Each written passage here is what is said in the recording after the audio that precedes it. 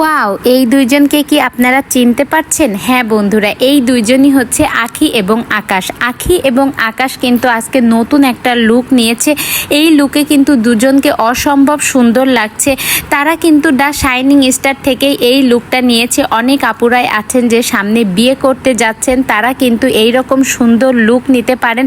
আপনারা যদি শাইনিং স্টারে যান, সেখানে গিয়ে কিন্তু অনেক সুন্দর সুন্দর লুক নিতে পারেন।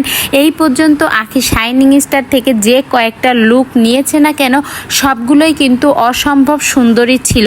তো আজকের লুকটাও কিন্তু অসম্ভব সুন্দর হয়েছে, যা দেখে পুরো সোশ্যাল মিডিয়া ফিদা। সবচেয়ে বেশি ভালো লেগেছে আঁখির লুক, তেমনি ভালো লেগেছে আকাশের লুক।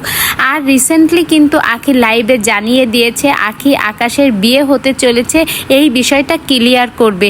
তো আঁখির সাথে যদি আকাশের বিয়ে হয় তা কিন্তু খুবই ভালো হবে। আমি মনে করি আঁখি এবার একটা সঠিক সিদ্ধান্ত নিতে চলেছে।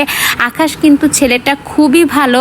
আর আঁখির নামের সাথে আকাশের নামটা যেমন সুন্দর মেলে, তেমনি কিন্তু আয়াসের নামটাও মেলে। তো তিনজনে কিন্তু খুবই ভালো থাকবে। এইভাবে জীবন কাটতে পারে না মানুষের জীবনের সময় কিন্তু ক্ষণস্থায়ী, একদিন সময় চলে যাবে। এই জন্য আঁখির উচিত সামনের দিকে এগোনো। আঁখি যদি বিয়ের মতো একটা সিদ্ধান্ত নিয়েই থাকে, তবে সেটা কিন্তু খারাপ হবে না। আর এখন কিন্তু আয়াস আর ছোট নেই, আয়াস যথেষ্ট বড় হয়ে গেছে। আর আমার মনে হয় না আকাশ আয়াসকে খারাপ জানবে। অনেক সময় দেখা যায় যে জন্ম না দিলেও কিন্তু বাবা হওয়া যায়। সবাই কি সন্তানের বাবা জন্ম দিয়েই হতে হবে?